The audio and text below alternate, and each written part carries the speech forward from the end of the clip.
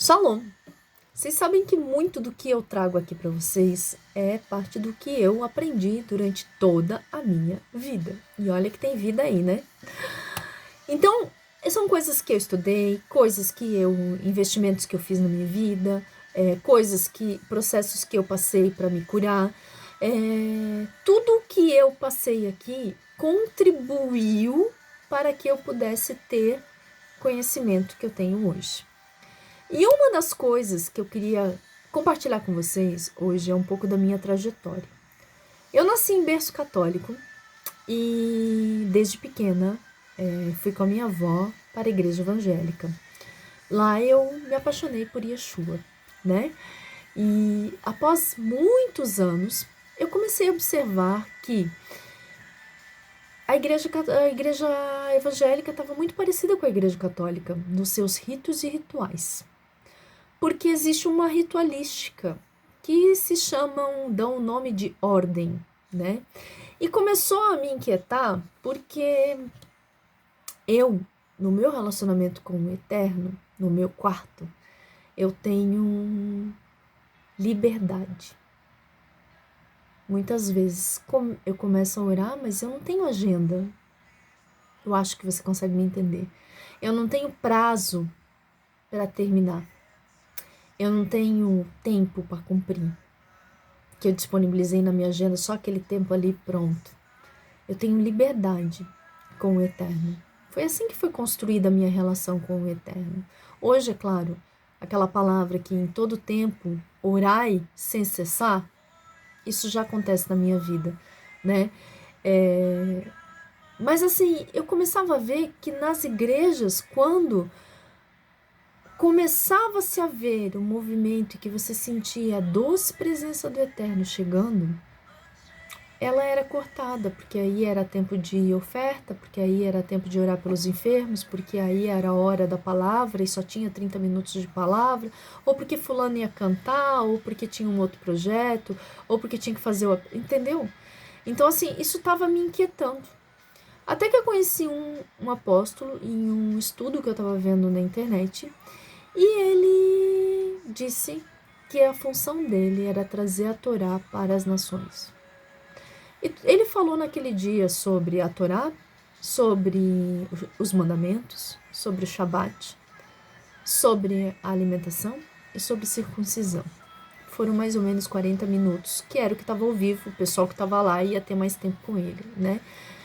E aquilo rasgou meu coração, porque era uma água viva, com conexões direto da fonte, sabe? Sem intermediário. E eu quis aquilo. E eu tive que passar um pouquinho de trabalho até conseguir, mas consegui e aprendi muito. Porque aí os ensinos e a palavra eram longos, não era só meia hora, nós tínhamos mais de 24 horas, entenderam? Para isso, era um dia inteiro dedicado à palavra de Deus, né? A louvores, a estudos, e isso fez toda a diferença na minha vida. O judaísmo nunca foi uma opção na minha vida, até porque eu não ia negar Jesus. E eu achava que judeu era todo aquele, e a religião era reservada àquele que nascesse em Israel. Eu não nasci lá, né? Eu não tenho descendência, não tinha, né? Achava eu que não tinha descendência judaica, porque toda a minha família é brasileira, né? Eu sabia as origens, mas jamais pensei que eram judeus, né? Então, não era uma opção. E quando eu tive acesso a isso, que mostrou para mim uma realidade completamente nova, trocou as lentes dos meus óculos e eu via coisas que estavam ali a minha vida inteira e eu não percebia por conta de dogmas religiosos, por conta de crendice, por conta de interpretação de homem. Quando eu comecei a ver as coisas no hebraico e fazia sentido porque começou a dar resposta a um monte de perguntas que eu tinha, sabe? Então assim, foi uma coisa que eu só ouvia do Eterno, esse é o caminho, anda nele. Né? E claro, eu tinha coisas a aprender, eu aprendi muito e continuo aprendendo, né? Hoje eu consigo ter um entendimento melhor sobre as festas, né? Sobre aquilo que o Eterno separou para o seu povo, por que que ele separou, para que que ele separou, né? O que faz realmente a distinção dos servos de Deus, porque não é uma coisa fácil você viver os mandamentos e viver a palavra de Deus nos dias de hoje, quando ninguém quer, né? E quando muitos parecem viver, mas não vivem de fato. Eu quero dizer para vocês que quando o Eterno tem um propósito, né? E Paulo mesmo fala que todas as coisas cooperam para o bem daqueles que amam a Deus de acordo com o propósito ao qual foram chamados, é verdade.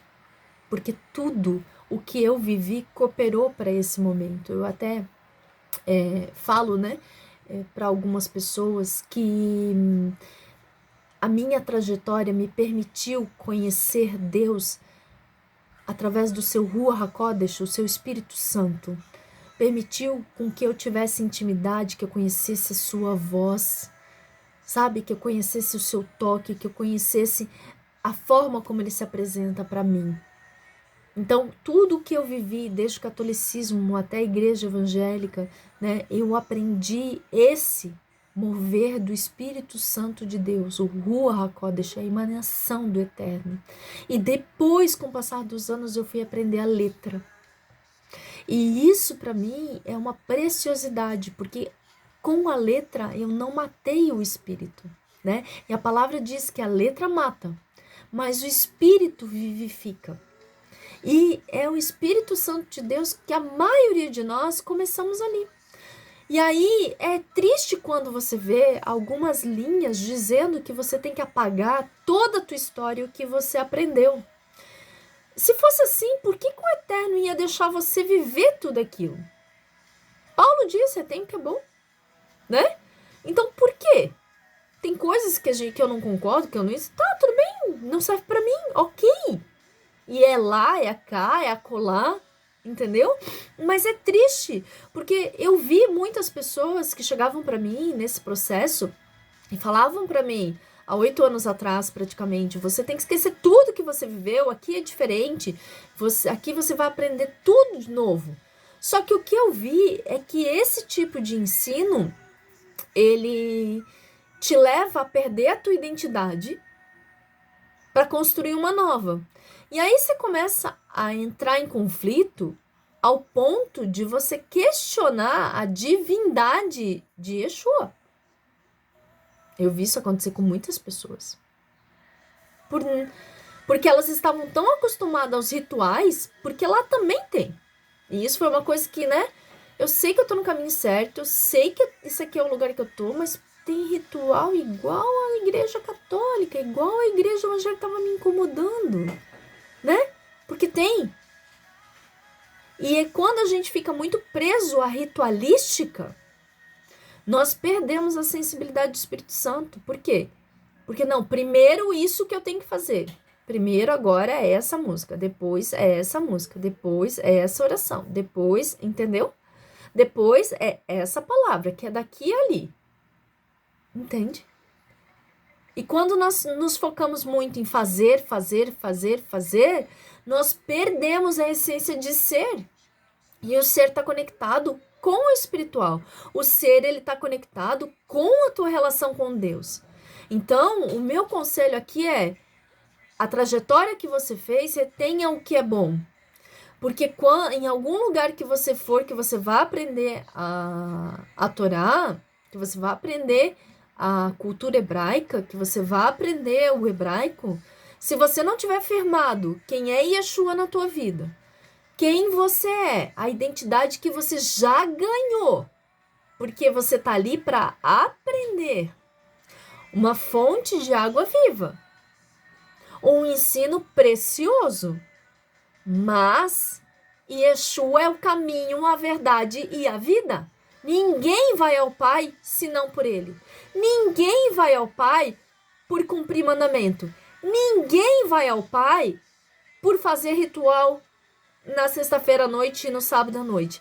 Ninguém vai ao Pai pelas suas próprias mãos.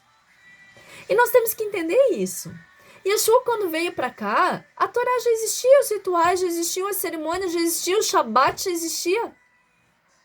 E ele cumpriu tudo isso. mas ele entregou a todos aqueles que seguiram ele a essência do Pai, a essência da presença do Ruach. Tanto é que quando ele vai, ele diz: eu tenho que ir, mas eu deixo com vocês um Consolador. Que o Espírito de Deus paira sobre as águas, lá em Gênesis. Ficou o Espírito de Deus para nós. Então, o que Yeshua apresentou a toda aquela geração e apresenta a nós também é essa essência. Porque a letra mata, mas é a essência, o Espírito Santo de Deus que vivifica. É o Espírito Santo de Deus que conecta, que dá sentido e que faz com que a gente não negue o Mashiach, né? Na cultura hebraica, nós vemos, é passado de pai para filho. A letra, o Hit Bodenut, que é a oração espontânea, que é o momento em que as pessoas vão para a natureza, para os parques, para ter um momento a sós com Deus, eles vão fazer isso depois dos 13 anos. Eles vão ser ensinados a fazer isso, a buscar essa presença. E nós ganhamos, eu ganhei, primeiro a presença, depois a letra. Então, eu queria compartilhar com vocês um pouco da minha trajetória, né? Talvez vai servir para alguém que esteja em dúvida, talvez não sirva para ninguém, mas senti no meu coração de compartilhar isso e dizer para você, cuidado! A moda religiosa fascina. E acredite, em qualquer canto, sempre há alguém que vai usar a religião para ganhar dinheiro, seja ela qual for. E vai dizer que é melhor, e vai vender coisas a esse respeito, e vai lucrar de alguma forma com isso. Então, hoje é muito mais comum, né, do que há 8 anos atrás. Isso realmente não era comum aqui no Brasil, hoje já é muito mais comum. Eu vejo aí muitos grupos, né, e vejo muitas separações, já acontece, como acontece na igreja evangélica também, separam e formam outras e outras e outras e outras, né, então aquilo que nasceu meio que para ser um padrão, acaba não sendo, porque alguém pensa diferente, sai e faz diferente, vive diferente. Mas não fique preso a rituais. Não fique preso à ritualística. O povo, quando estava lá no deserto, ia na tenda da congregação esperar a presença de Deus descer. E era essa presença que restaurava sua alma, que restaurava seu espírito, que lhes dava vigor para mais uma semana. Entende? Talvez a gente não precise de templos feitos por mãos humanas, mas aquela tenda no meio do deserto, só esperando a presença do grande eu sou. Que o Eterno te abençoe e te guarde. Shalom, shalom.